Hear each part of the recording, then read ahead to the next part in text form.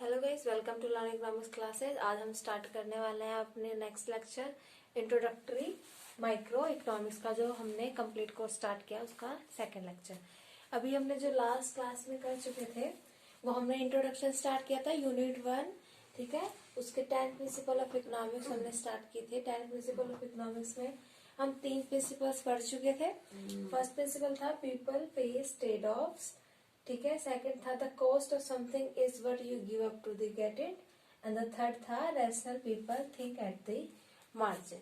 तो जो ये मार्जिन वाला पोर्शन था ये मैंने इसके बारे में भी आपको डिस्कस कर दिया था, बट एक एग्जांपल था जो अभी रह गया था, जो मैं जैसे कि इसमें मैंने आपको अपॉर्चुनिटी कॉस्ट के कंसेप्ट के बारे में बताया था। अपॉर्चुनिटी कॉस्ट है ना, और इसमें आपको इक्वालिटी एंड एफिशिएंसी के बारे में बताया था। एफिशिएंसी जो ट्रेड ऑफ होता है in between of them, and third जो था हमारा कि people always think about margin. तो इसमें एक आपको काफी मशहूर पैराडॉक्स है, वो है water diamond paradox. Water diamond paradox. तो वाटर डायमंड पैराडॉक्स क्या कहता है कि सपोज जैसे कि आपको पता है कि आपको अगर एक गिलास वाटर एक्स्ट्रा मिल जाए और एक डायमंड एक्स्ट्रा मिल जाए तो आप खुद ही सोचिए कि आपको किसमें ज्यादा खुशी महसूस होगी। तो ऑब्वियसली है कि most of the people diamond ही बताएंगे कि डायमंड से उन्हें ज्यादा खुशी मिलती है अगर उनको एक एक्स्ट्रा डायमंड मिलता है तो।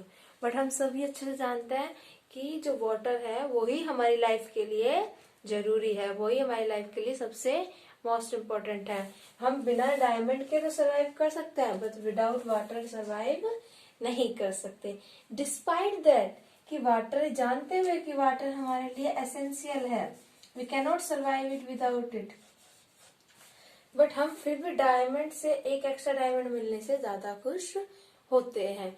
तो उसका रीजन यही है कि जो वाटर है वो काफी अबंडेंट क्वांटिटी में है, काफी ज्यादा अमाउंट में है, और जो डायमंड है वो रेयर इन अमाउंट है, रेयर है या फिर काफी कम है, लेस है, और ये काफी अबंडेंट है,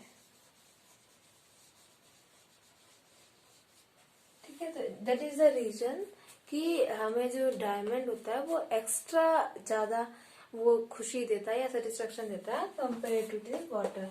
तो जो मार्जिन पे देखते हैं तो मार्जिन पे जो हमें मार्जिनल यूटिलिटी मिलती है वो डायमंड की काफी ज्यादा होती है। Despite that water is essential but due to its abundant quantity which make it less, क्योंकि अबंडेंट क्वांटिटी में है that's why its marginal utility is less। इसीलिए आपको पता होगा कि पानी डायमंड के मुकाबले सस्ता भी बहुत ज्यादा है, क्योंकि वो क्वांटिटी ज्यादा है, और जब क्वांटिटी ज्यादा होती है तो उसकी जो सेटिस्फेक्शन होता है या फिर जो उसकी डिमांड होती है वो लाइक प्राइस भी तो कम हो जाता है ना, तो उसकी जरूरत हमें कम महसूस होने लगती है, उसकी अहमियत हमें नहीं पता लगती जब हमारे पास कोई चीज ज्यादा क्वांटिटी में होती है। और डायमंड क्योंकि हमारे पास कम क्वांटिटी में है तो इसलिए हमें ये ज्यादा इम्पोर्टेंट लगने लगता है। आई होप तुम्हें ये आपको ये समझ आ गया होगा। Now move to the fourth concept. जो अभी ये 3 हमने लास्ट क्लास के थे ये मैंने जस्ट आपको रिवाइज कराए हैं, और अब हम आज के नेक्स्ट प्रिंसिपल पे पढ़ेंगे जो 10 में से 7 है। Okay, so this is our fourth principle. Fourth principle says people respond to incentives. People जो होते हैं वो इंसेंटिव के रिगार्डिंग रिस्पॉन्सिव होते हैं। इंसेंटिव क्या हो सकते हैं? ऐसा कुछ भी जो आपको कुछ काम करने के लिए प्रेरित करे या फिर आपको मजबूर करे कि आपको वो काम करना है। लाइक जैसे कि आपने देखा होगा ना, कभी कभी फ्रूट ले लो, फ्रूट्स का अगर प्राइसेस हाई हो गए तो जो फार्मर्स होंगे वो क्या सोचेंगे कि अच्छा प्राइस हाई हो गए हैं तो हम क्या करते हैं, प्रोडक्शन को बढ़ा देते हैं। जबकि कंज्यूमर क्या सोचेगा, अच्छा प्राइस हाई हो गए तो हम अपना जो क्वांटिटी है परचेजिंग है उसे कम कर देते हैं, हम अपनी फ्रूट कंजप्शन को कम कर देते हैं। तो कैसे पता लग रहा है उनको पता लग रहा है इंसेंटिव से। इंसेंटिव क्या है इस केस में? इंसेंटिव इस केस में है प्राइस, है ना। अगर प्राइस हाई हो गए तो फार्मर सोचेंगे कि मोर प्रोडक्शन कर लेते हैं, फार्मर्स थिंक्स मोर प्रोडक्शन। और दूसरी साइड पे कंज्यूमर क्या सोचेंगे? Consumers thought that we should decrease consumption. समझ पा रहे हैं आप मैं क्या कहना चाह रही हूँ? कि जैसे कि हम प्राइस इंसेंटिव के तौर पे काम कर रहा है, तो इंसेंटिव कुछ भी हो सकता है। Incentive is something that induces a person to act. कोई भी ऐसी चीज जो किसी को कोई काम करने के लिए प्रेरित करे या मजबूर करे, वो ही आपका इंसेंटिव हो सकता है। लाइक आपने देखा होगा, ये तो प्राइस हो गया कंज्यूमर के केस में। आपने देखा होगा ना, कई बार गवर्नमेंट क्या करती है, टैक्स लगा देती है कुछ चीजों पे, है ना। जो धूमपान वगैरह होते हैं, जो लोग सिगरेट वगैरह पीते हैं, तो उस पर भी टैक्स होता है ना, काफी हाई टैक्स होता है। क्यों होता है? ताकि वो लोगों को इंसेंटिवाइज करे कि आप इसका कंजप्शन ना करें। बट वो अलग बात है कि लोग तब भी करते हैं, है ना। तो इससे क्या होता है, गवर्नमेंट को टैक्स कलेक्शन में हेल्प मिलता है। और जो लोग होते हैं वो कुछ तो अगर अमीर हैं तो वो सिगरेट कंटिन्यू रखते हैं, और अदरवाइज जो गरीब होते हैं वो छोड़ देते हैं, है ना। तो यही है कि, और ऊपर से लाइक आपने देखा होगा, टैक्स अगर किसी पेट्रोल वगैरह पे लगा दिया जाए, है ना, तो पेट्रोल पे लग गया तो लोग क्या करेंगे, जो ज्यादा कार खरीद रहे हैं, तो पेट्रोल महंगा हो गया।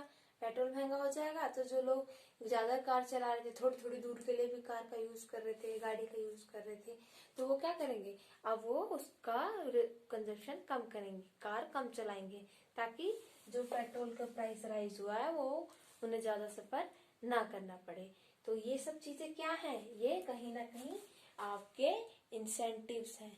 ये इंसेंटिव करते हैं, इसका मतलब पीपल रिस्पॉन्ड टू इंसेंटिव। जैसे ही प्राइस घटेगा बढ़ेगा तो लोग रिस्पॉन्ड करेंगे, टैक्स किसी चीज पे घटेगा बढ़ेगा तो भी लोग रिस्पॉन्ड करेंगे। आई होप आपको ये समझ में आ गया होगा। कोई भी दिक्कत हो तो आप कमेंट बॉक्स में बता सकते हैं, मैं आपका नेक्स्ट वीडियो से क्लियर कर दूंगी। Okay, so now move to the fifth part. Fifth part says, so this is our fifth principle.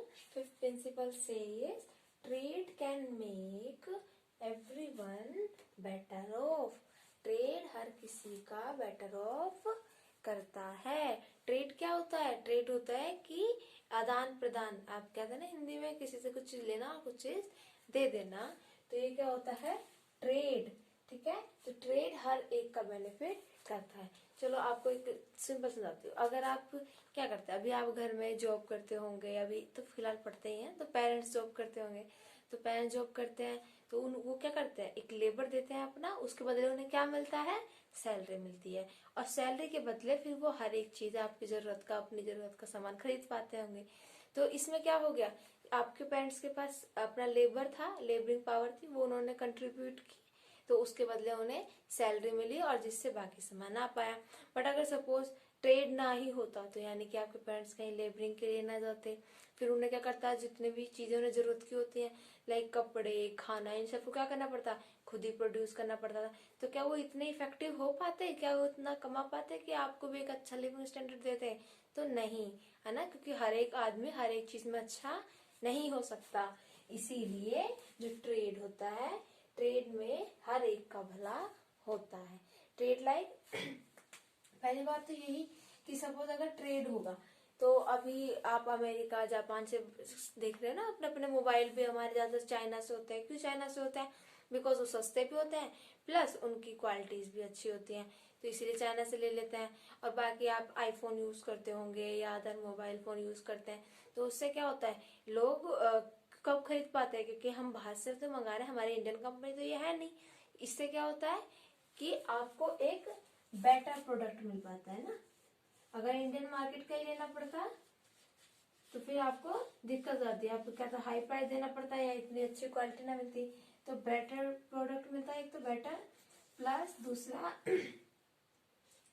Varieties मिल जाती है ना, सॉरी।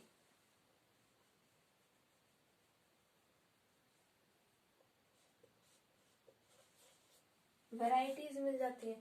वैरायटीज किसकी? वैरायटीज ऑफ प्रोडक्ट, अलग अलग प्रोडक्ट की अलग अलग वैरायटीज मिल जाती हैं।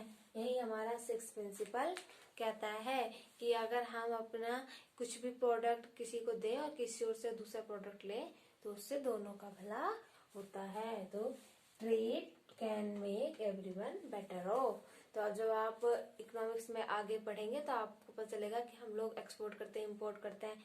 इनफैक्ट इंटरनेशनल ट्रेड मार्केट से रिलेटेड इंटरनेशनल ट्रेड एक अलग ही कंसेप्ट आता है जो पूरी का पूरा सब्जेक्ट अपने आप में।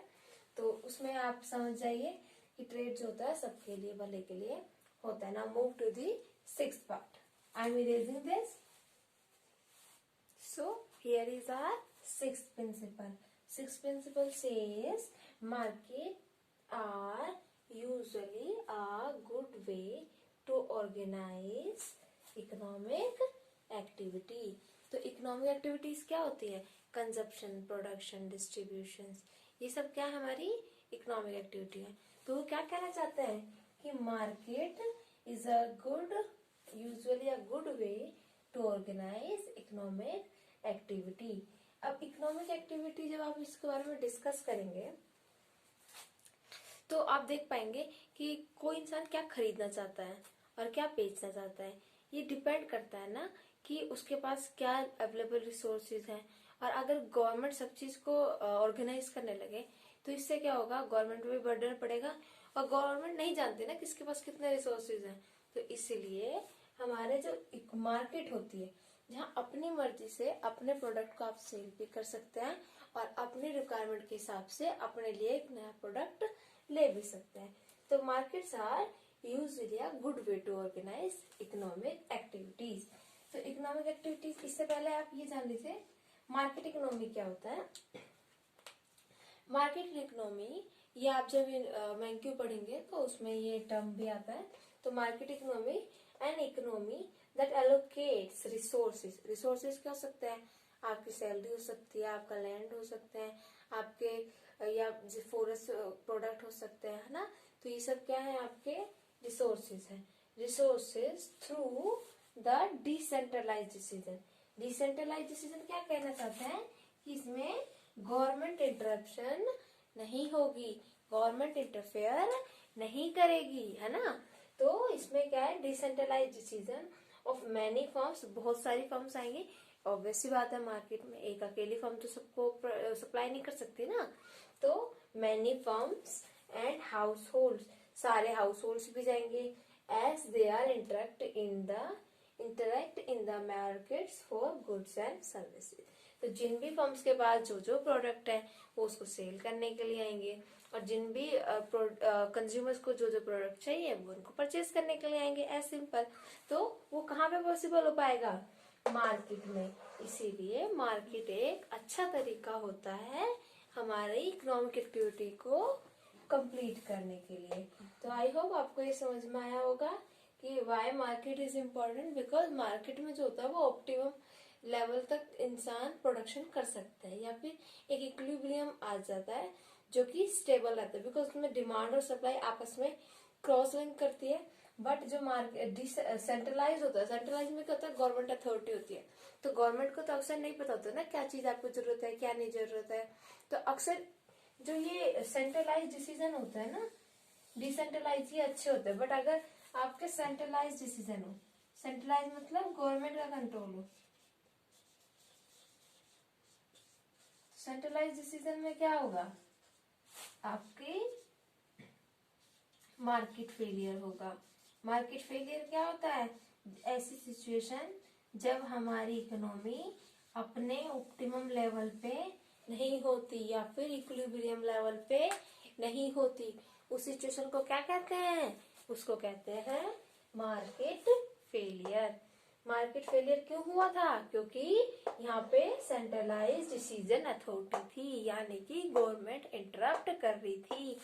फर्म्स और हाउस होल्ड्स जो हैं वो फ्री नहीं थे, वो अपने आप काम नहीं कर रहे थे, उनके ऊपर अथॉरिटी थी गवर्नमेंट की, इसीलिए मार्केट फेलियर हुआ। अब आप सोच रहे हो मार्केट फेलियर करने की जरूरत क्या है? Why government is interrupting in the market process ना। कि गवर्नमेंट को जरूरत ही क्या है, करने दो अपने आप काम। बट आपने सुना होगा कि अगर गवर्नमेंट इंटरप्ट ना करे तो जो ज्यादा गरीब तबका है हमारी सोसाइटी का, या जो बहुत ही पुअर सेक्शन है, वो बीट नहीं कर पाएगा जो कि रिच सोसाइटी है उससे। लाइक कोई भी, जैसे एजुकेशन है, अगर गवर्नमेंट ना एजुकेशन प्रोवाइड कराए तो क्या प्राइवेट स्कूल में भेज सकते हैं गरीब लोग अपने बच्चों को?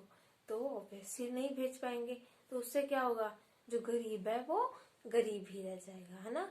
जैसे कि फूड क्वालिटीज है, तो आपने देखा होगा ना, पीडीएस जो पब्लिक डिस्ट्रीब्यूशन सिस्टम होता है, उसके थ्रू गवर्नमेंट सबको अनाज भिजवाती है कुछ कुछ हर महीने। तो उससे क्या होता है, जो उनको एटलीस्ट कुछ खाने पीने के लिए मिलता है, एक मिनिमम स्टैंडर्ड ऑफ लिविंग उनकी बनी रहे, है ना। तो इसीलिए ये सब मार्केट फेलियर, ये सेंट्रल जो हमारी गवर्नमेंट होती है, अब सोचते हैं ना वाई गवर्नमेंट इंटरप्ट, एक गवर्नमेंट इंटरप्ट, तो इंटरप्ट करता ही क्यों है? तो वो इसलिए हमने फर्स्ट प्रिंसिपल में पढ़ा था ना, इक्वालिटी एंड एफिशिएंसी। तो to make equality in the society, to make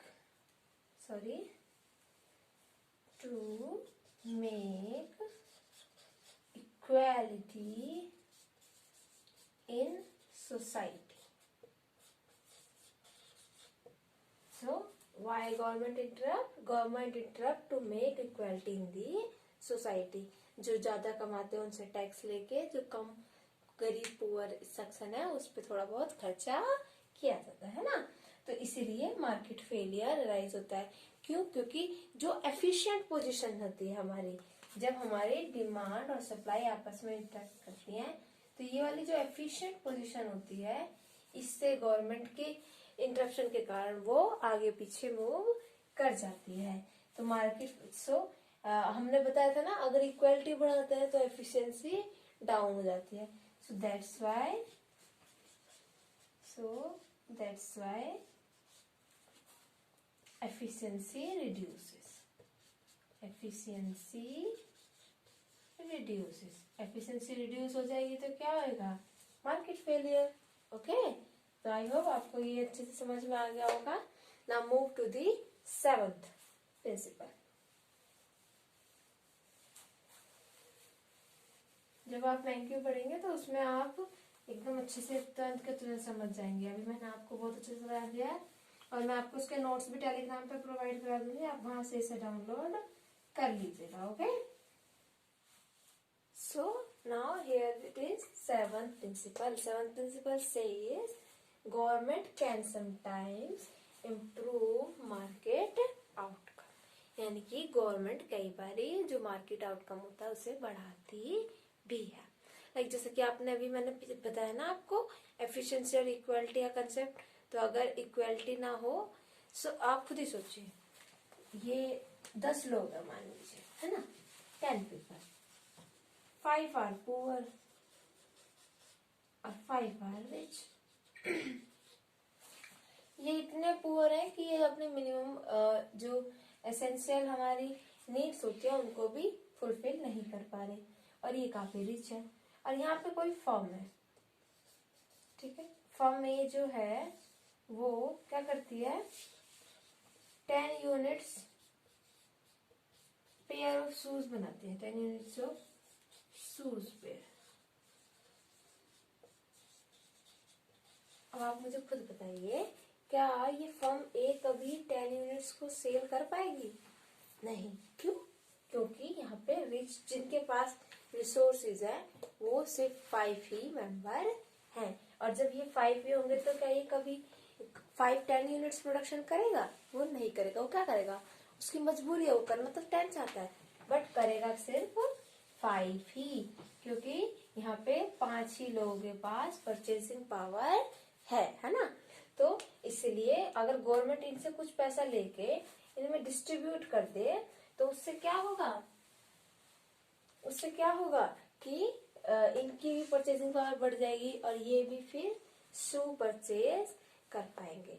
तो जब ये भी शू परचेज कर पाएंगे तो हमारी फर्म की प्रोडक्शन भी बढ़ जाएगी। समझ में आया आपको मैं क्या कहना चाहती थी कि sometimes government can sometimes improve the market outcome.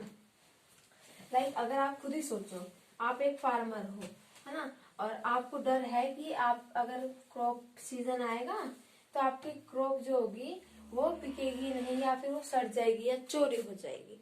तो आप क्या सोचेंगे, यार करता ही नहीं हूँ प्रोडक्शन, क्या फायदा, इतनी मेहनत करूंगा बाद में फिर चोरी हो जाएगी। तो बट अगर आपको पता हो कि अगर चोरी हो गई तो पुलिस वाले हैं हेल्प करने के लिए। अगर सड़ने लगी है, स्टोरेज नहीं मिला, तो गवर्नमेंट की स्टोरेज हाउस से हमारा स्टोर भी किया जा सकता है। तो आप समझे कि ये किस तरीके से बेनिफिशियल है। गवर्नमेंट प्रोवाइड यू सिक्योरिटी,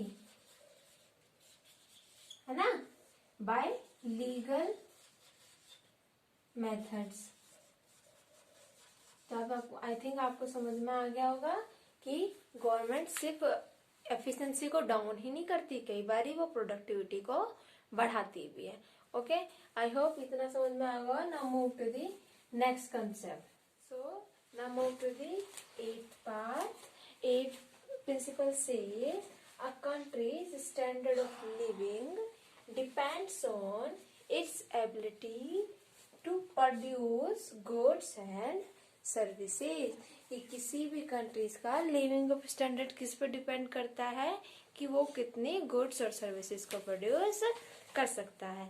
इसका मतलब अगर किसी की ज्यादा गुड्स एंड सर्विसेज प्रोडक्शन हो रहा है तो यानी कि उसका लिविंग ऑफ स्टैंडर्ड हाई है, और अगर किसी कम हो रहा है तो उसका लिविंग ऑफ स्टैंडर्ड कम है। तो इसका मैं रीजन बताती हूँ आपको ऐसा क्यों है। सपोज आप किसी प्रोडक्टिविटी ज्यादा है या फिर जो प्रोडक्शन ज्यादा है, तो कैसे होगा प्रोडक्शन ज्यादा, हायर लेबर से होगा ना। तो लेबर हायर कर लेंगे ज्यादा, जब हायर लेबर होगा तो उन्हें वेजेस भी मिलेंगी अच्छी, जब उन्हें वेजेस मिलेंगी तो वो अपने एसेंशियल चीजें तो खरीद ही पाएंगे। बट अगर उनकी डिमांड ज्यादा हुई लेबर की तो क्या होगा, वो उनको वेजेस ज्यादा अच्छी मिलेंगी, और जब ज्यादा अच्छी वेजेस मिलेंगी तो उससे क्या होगा कि वो अपनी अदर चीजें लाइक टीवी सेट ज्यादा ले पाएंगे, मोबाइल ले पाएंगे, अच्छी तरीके से पढ़ाई कर पाएंगे, हॉस्पिटल फैसिलिटीज अवेलेबल कर पाएंगे। तो इनसे क्या होगा, उनका लिविंग ऑफ स्टैंडर्ड बढ़ जाएगा, है ना। तो यही वो बहुत बोला जाता है कि अगर किसी कंट्री की प्रोडक्टिविटी हाई हो, productivity high means the quantity of goods and services produce from each unit of labour.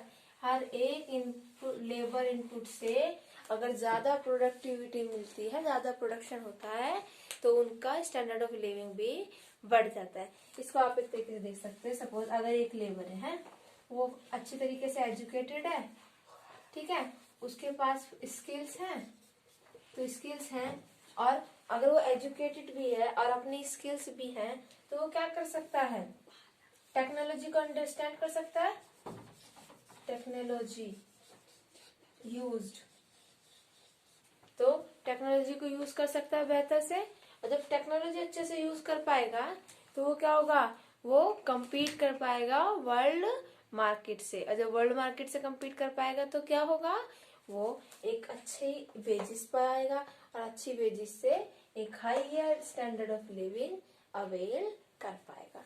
I hope आपको ये समझ में आ गया होगा। अगर कुछ भी दिक्कत है तो आप मुझे कमेंट बॉक्स में बता सकते हैं। मैं नेक्स्ट वीडियो स्टार्ट होने से पहले आपको उसको करेक्शन करवा दूंगी और आपको समझा दूंगी। Okay, now move to the 9th part. So now move to the 9th principle. 9th principle says prices rise when the government prints too much money. जब गवर्नमेंट बहुत सारे नोट प्रिंट कर देती है तो प्राइस जो होता है वो राइज हो जाता है। तो उसका मेन रीजन क्या, अब आप खुद ही सोचिए। सपोज आपके पास बहुत सारा पैसा आ गया, है ना, lots of printed money, lots of printed money, है ना, और आपको चॉकलेट बहुत ज्यादा पसंद है, मान लो, है ना, तो लाइक आपको चॉकलेट बहुत ज्यादा पसंद है। चलो चॉकलेट नहीं तो आप BMW कार मान लो,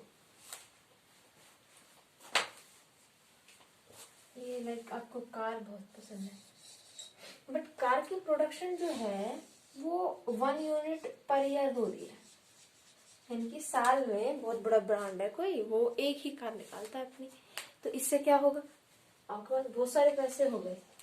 पहले ये कार आपको आ रही थी 10 करोड़ रुपीज की, 10 करोड़ की, हाँ, बट आपका बहुत सारे पैसे हो गए, आपके पास अब 20 करोड़ रुपए कैश है, तो आप क्या कहेंगे कि I am ready to buy. अब ऐसे ही और लोगों के पास भी कैश होगा, है ना, उनके पास भी काफी ज्यादा कैश होगा, तो वो भी कहेंगे कि मैं इस कार को खरीदूंगा, आप भी कह रहे हो कि मैं इस कार को खरीदूंगा, तो इससे क्या होगा, जो क्वांटिटी है वो तो नहीं बढ़ी ना, प्रोडक्शन तो नहीं बढ़ा, बस हमारे पास जो अमाउंट ऑफ मनी हमारे पास होल्डिंग में थी वो बढ़ गई।